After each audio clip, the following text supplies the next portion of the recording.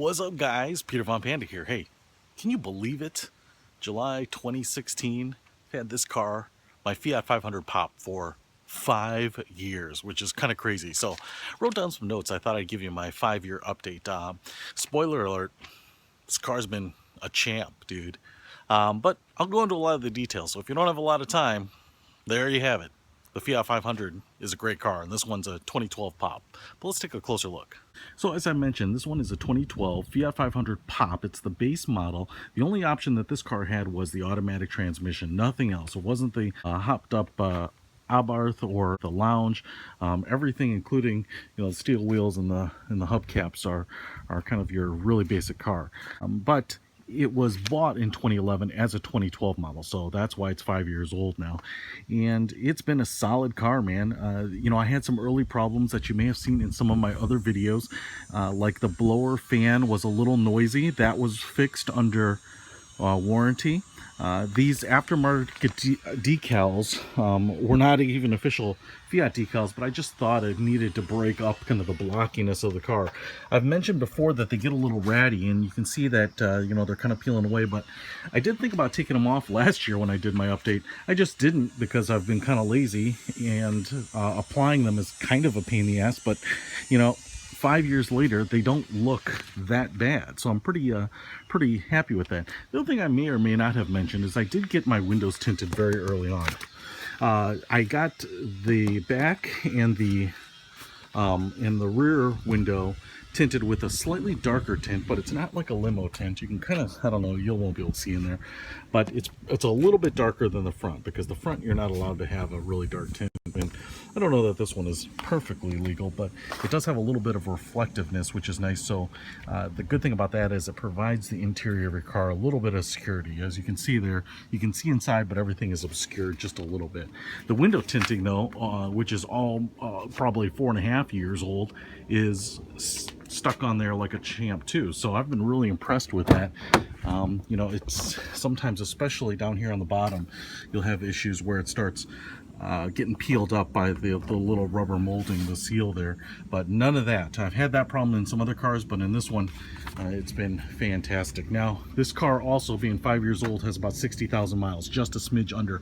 When I turn it on, you'll see that it has something like 59,800 or 900 miles. So you would say, Pete, that's a pretty average mileage for a car this age, but it really isn't, in that you may have seen from my 2, 3, and 4-year videos is that I was actually working much closer to home early on, and so I was putting on very few miles my first couple years. The real lion's share of the miles didn't come until my company moved offices and I had a very, very long commute to work. And so what ended up happening is my 3rd, 4th, and 5th year here have been really heavy on the miles. So I do have average miles for a car of this age, but a lot of that has been backloaded to these last few years. So I've gotten a lot of driving done in it, both city and highway, because of how far I work. And as you can see here, my average MPG has been pretty good. It hasn't been as good as I hoped, but it is pretty good. So let's go ahead and fire this sucker up. And you can see that 59,800 miles, and it's pairing to my phone, and my average economy A, which I've never reset, is 32.2 miles per gallon. I don't know how I feel about that. I actually was hoping for more, even though it's kind of mixed driving, it's not fully highway driving, but when I first looked at this car, I thought 34, 35, 36 was kind of the average advertised mileage. But I am getting overall, a real world, over 30 miles per gallon. I did a video a while back on my 2015 GMC Terrain, and that's getting nowhere near what I thought. And in fact, under the best conditions, it maybe gets 20, and under normal conditions, it gets high teens. So this is not bad if you're thinking of getting this car and are wondering what kind of mileage you can get. I would just say I've been a pretty average driver, so expect about 32, which, like I said, may be great for what you're looking at, but there are a lot of cars, especially in the hybrid world, but there are just a lot of cars that are going to be bigger cars that are going to be able to get fairly similar mileages. Now, I want to tell you about the things that I have done. I've always done my oil changes when indicated by my onboard computer, and it says get oil changed. I've never done it preemptively, and I've always taken it to the dealer. Someone asked me if I do my own oil changes. No, I have not. I have not really done any maintenance aside from anything I've recorded and shared with you. So I've always gone to the actual Fiat dealer to do it. And in fact, my dealer had a thing where I paid $100 for 3 oil changes. So I prepaid. That comes out to $33 an oil change. I thought that was all right. And so I actually think I have one more oil change that's on that because I paid for I got my very first one free, and then the one after that I paid for individually. I don't know if that's a nationwide Fiat thing, but in my case, that's what happened. I have changed the wiper blades a couple of times. So, you know, the funny thing is this is a pretty standard wiper blade, and then that little one is a very small wiper blade. You can get those on Amazon or Walmart, and I've done that a couple of times, usually after the winter because they kind of get beat up fairly hard in the winter months. I have changed the tires, and I changed one rim. So this is my second pair of tires. They're about a year old, and at the time I had to buy another steel rim because one had a bend in it. Not unusual for being in the Midwest, and certainly here in Illinois where we don't have any money to fix potholes. I replaced both tail light bulbs. You may have remembered that. I actually did a video on that. I did a how-to video and changed the rear tail light bulb. This one went out shortly after that, so I've actually replaced both of them. So you'll probably have to do that in between the 4th and 5th year. I've also replaced that front battery, and I showed you that and kind of did a whole video on that and some of my issues with that, including when you don't have any power on the car. It's actually a little bit hard to get into the car, and you can't open the trunk. So that was a little bit of a strange thing. The other thing I'll mention here is I am still on the original remote and my keyless entry, and I've never changed the battery in there. That's probably not a big surprise, but I would have thought I'd have to change it by the 5th year. So that's the original remote. I still have my spare remote, which I almost never use. I've probably used it a couple times, but this is the one I used right out of the gate, and the one I drove off the lot with. I also had a LED light, or not an LED, but a regular light bulb go off behind this HVAC panel, so this side of the panel was dark. I did a video on how to replace that. That's worked flawlessly ever since. So, you know, somewhere after my 4th year I had that issue, but it wasn't a big deal. The other thing that I showed you and that I did a video on was I replaced my hood prop, the clip. And what's funny about that is over here, this little part of the clip that holds the rod into the body broke, and I got a new one and I pushed it in, and this one's broken again. It might be a little hard to tell, but it's just sitting in there. It's not really, you know, it's in there fairly decently, but it holds the base of the prop rod in, but it's not. If I pull up on it, it'll just kind of come out. So it's broken again twice, and I decided not to fix it again the 3rd time because, I don't know, I think maybe the heat under there makes the plastic really brittle, and things like that kind of just break. So just to kind of keep that in mind, and if yours breaks just like mine, not a big deal. I also want to show you inside my accessories that I have chosen. You have seen the Zing CD slot mount. My cell phone goes right in there. I really like this mount because it's adjustable, it's collapsible, and just overall it's a nice mount, and it's pretty small. The other cool thing about it has these little slots here so I can put cables and kind of hook them in there. And it's cool because I can put my phone in here, put this into the headphone jack if I want to listen to sound. I have this one that goes down to my aux or a cigarette lighter adapter for power, because if you're using this on GPS, which I've done and did a video on, it uses a lot of power on the phone, so I can grab either one of these or both of them in most cases, plug them in. Now you may be saying, Pete, you did a video on how to add a Bluetooth adapter to the aux input in the glove box here, and you seem to have a cable hooked up. So I do. I have a 3.5mm cable, and that's really what I've been using probably the last year or two. And the reason is I wanted to have some control over when the sound from my iPhone, in my case, came out. And if I had it always automatically pairing via Bluetooth to the aux jack and I was listening to the radio, there'd be a lot of times when, either I was using the GPS and the audio instructions would come out, or I turned on music, or you know, my phone reminder came on. Any audio prompts would go through that aux port via the Bluetooth, and I would never hear it because I wasn't on the media setting on the radio here. So what I did is I just pulled out that Bluetooth device and I decided to use a 3.5mm cord. Now, on the next generation of iPhones and probably Androids, the headphone jacks are starting to slowly go away, so keep that in mind. You may need a lightning adapter or something like that. But the CD mount has actually been, you know, as much of this Fiat as any other kind of accessory that I've had. All right, newly discovered things. I kind of used the sport mode a lot when I first got it, thinking, oh, it's making my car a little peppier, but it really doesn't. It's kind of annoying. I did a video on what I think it's good for. It's really good for if you're stuck in stop and go traffic or city driving. You've got to make a lot of quick accelerations. That's really what I think this is good for. And it just kind of gets a little revvy, and it holds the revs. It kind of doesn't coast to a stop very well. It's a little jumpy off the line. If you want a little extra pep in the car, God bless you, use it, but it doesn't stay on. Every time you restart the car, it goes off anyway, which is just fine with me. The other thing I will say here is that, I'm going to fire it up here, is that, well, it's not bad, and I don't know if it'll show, but, you know, you do get just a little bit of vibration on the steering wheel at idle. All right? Not a big deal. I can put my, you know, it's not as bad as other cars, and some days it's maybe a little more pronounced than it is. I've been driving this car around a little bit. As you can see, the engine temp is up, but you know, sometimes there's a little bit of vibration. It's very, very subtle. I only mention it because I haven't really noticed something like that in my GMC Terrain, where it's kind of smoother, I think. But once you start driving, it goes away. Everything evens out. Right now, it's not particularly bad. Maybe on cold winter days, I notice the most. You fire it up and you get a little bit of vibration in the steering wheel. Not a big deal, but I just want to say that's something that's kind of dawned on me, or been, you know, noticeable to me here in more of the 5th year.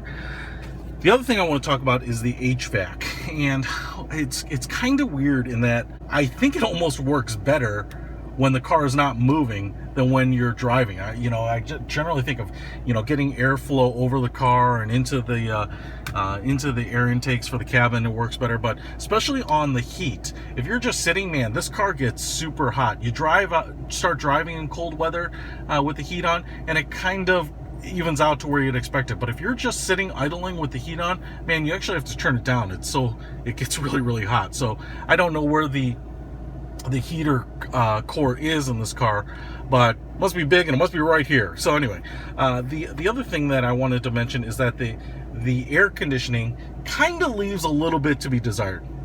So it's not super hot today. It's 82 degrees. I do have the AC on. It's on the 2nd level. It's the temperature turned all the way down. This has absolutely worked fine for me. But I've noticed that, you know, if I get up to 95, 100 degree temperatures, which you can absolutely have, everyone's probably had them, but here in the Midwest, they can happen more often than not.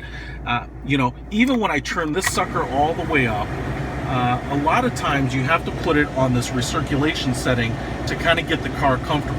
Now, in this case, for today, I like bringing out the outside air in so that it doesn't get really stuffy, but just keep in mind, you know, for days that aren't crazy hot, you know, 95 degrees, which I don't think is crazy hot, you're probably going to be on the 4th setting, super cold, and on recirculation. Okay, so I don't know if you live in Tucson, Arizona, or Phoenix, Arizona, and are buying this car, and maybe just something to consider. You know, I have obviously the grigio, the dark gray, which is going to keep and attract more and store more heat than, say, the pearlescent white. So obviously the color choice might matter a little bit, but just something I've noticed, that, you know, the AC is probably not as badass as it could be. All right. Another thing I've noticed here is that my armrest is kind of coming away. Let me see if I can show you in another angle. I'm not sure what it is. It seems to be mounted on the front pretty well, but I can absolutely lift this up. And when I put my elbow on this, you can kind of feel this slide around. And so I've never taken a good look, but I think there's a tab right here that plugs into a hole right here, and I think this tab is broken off.